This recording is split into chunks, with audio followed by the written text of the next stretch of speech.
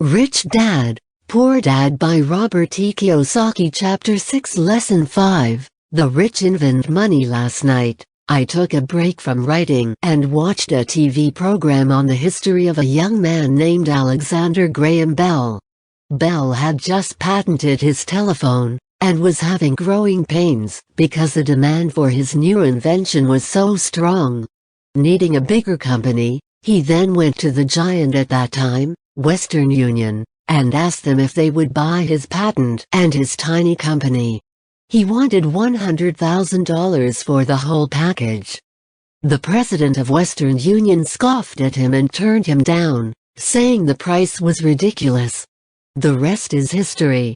A multi-billion-dollar industry emerged, and Patent was born. The evening news came on right after the story of Alexander Graham Bell ended. On the news was a story of another downsizing at a local company. The workers were angry and complained that the company ownership was unfair. A terminated manager of about 45 years of age had his wife and 2 babies at the plant and was begging the guards to let him talk to the owners to ask if they would reconsider his termination. He had just bought a house and was afraid of losing it. The camera focused in on his pleading for all the world to see. Needless to say, it held my attention. I have been teaching professionally since 1984. It has been a great experience and rewarding. It is also a disturbing profession, for I have taught thousands of individuals and I see one thing in common in all of us, myself included. We all have tremendous potential, and we all are blessed with gifts. Yet, the one thing that holds all of us back is some degree of self-doubt. It is not so much the lack of technical information that holds us back, but more the lack of self-confidence. Some are more effective than others. Once we leave school, most of us know that it is not as much a matter of college degrees or good grades that count. In the real world outside of academics, something more than just grades is required. I have heard it called guts, chutzpah, balls, audacity, bravado, cunning, daring, tenacity, and brilliance. This factor, whatever it is labeled, ultimately decides one's future much more than school grades. Inside each of us is one of these brave, brilliant and daring characters. There is also the flip side of that character, people who could get down on their knees and beg if necessary. After a year in Vietnam, as a Marine Corps pilot, I intimately got to know both of those characters inside of me. One is not better than the other. Yet, as a teacher, I recognized that it was excessive fear and self-doubt that were the greatest detractors of personal genius. It broke my heart to see students know the answers, yet lack the courage to act on the answer. Often in the real world, it's not the smart that get ahead but the bold. In my personal experience, your financial genius requires both technical knowledge as well as courage. If fear is too strong, the genius is suppressed. In my classes I strongly urge students to learn to take risks, to be bold, to let their genius convert that fear into power and brilliance. It works for some and just terrifies others. I have come to realize that for most people, when it comes to the subject of money, they would rather play it safe. I have had to field questions such as, why take risks? Why should I bother developing my financial IQ? Why should I become financially literate? And I answer, just to have more options. There are huge changes ahead.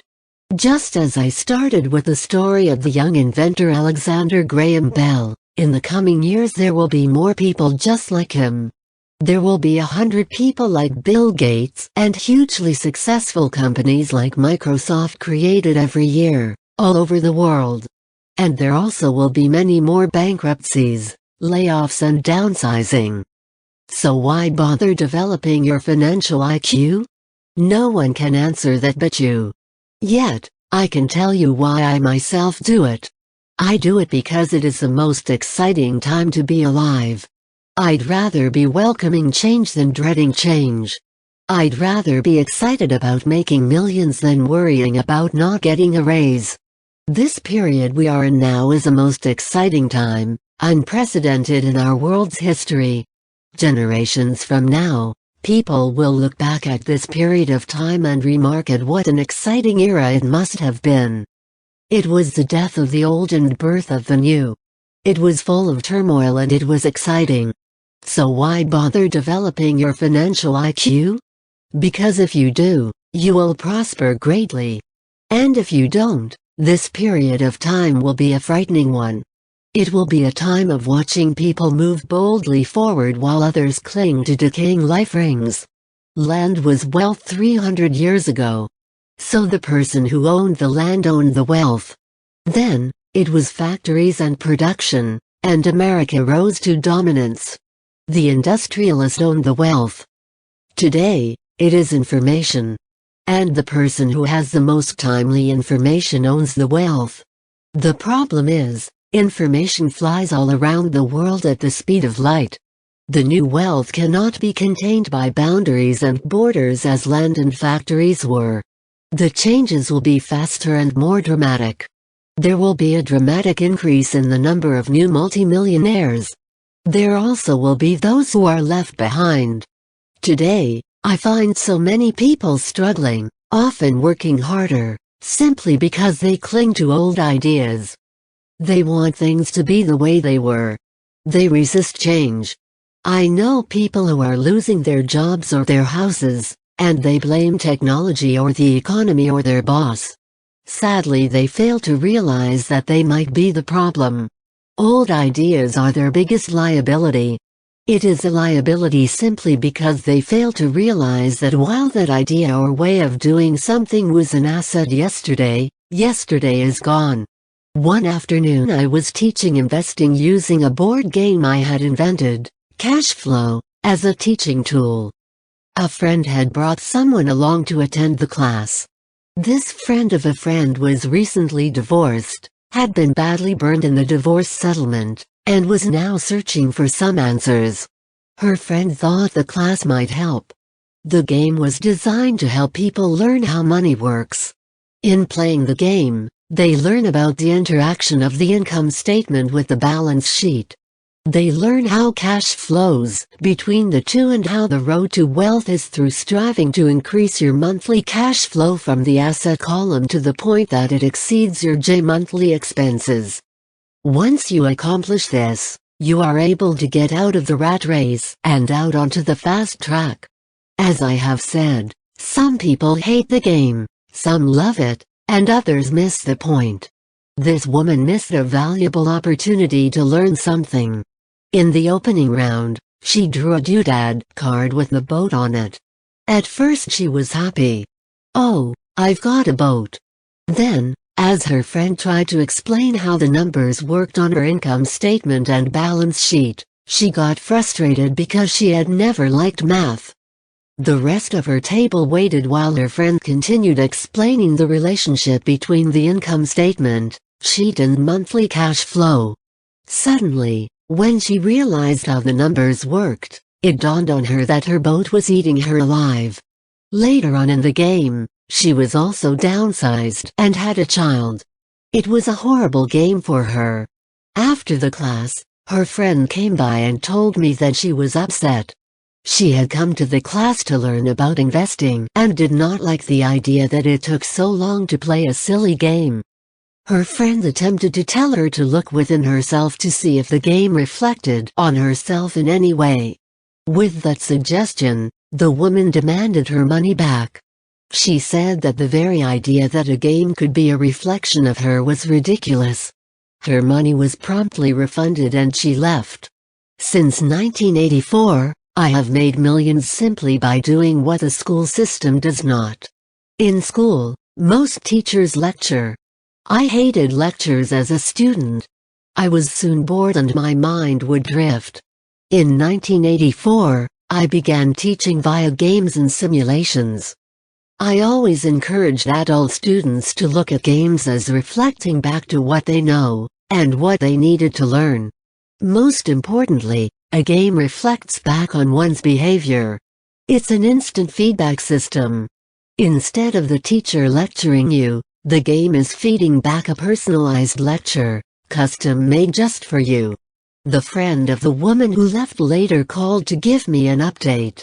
She said her friend was fine and had calmed down.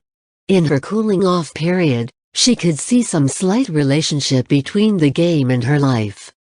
Although she and her husband did not own a boat, they did own everything else imaginable. She was angry after their divorce, both because he had run off with a younger woman and because after 20 years of marriage, they had accumulated little in the way of assets. There was virtually nothing for them to split.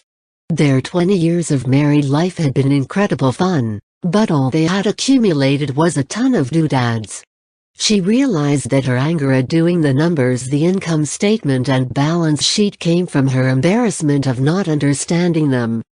She had believed that finances were the man's job. She maintained the house and did the entertaining, and he handled the finances.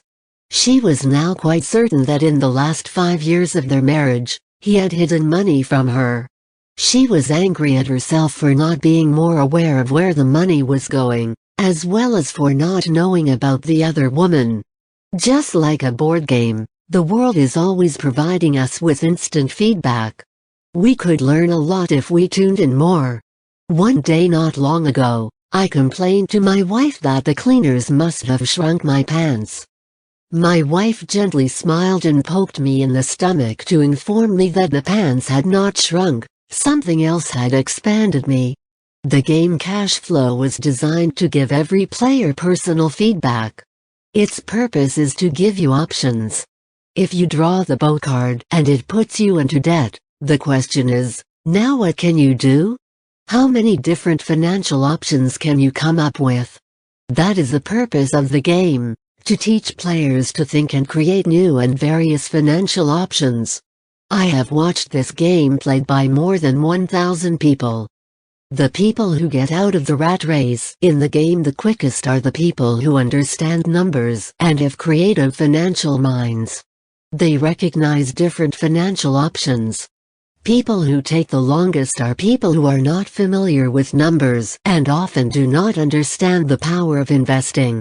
Rich people are often creative and take calculated risks. There have been people playing cash flow who gain lots of money in the game, but they don't know what to do with it. Most of them have not been financially successful in real life either. Everyone else seems to be getting ahead of them, even though they have money. And that is true in real life. There are a lot of people who have a lot of money and do not get ahead financially,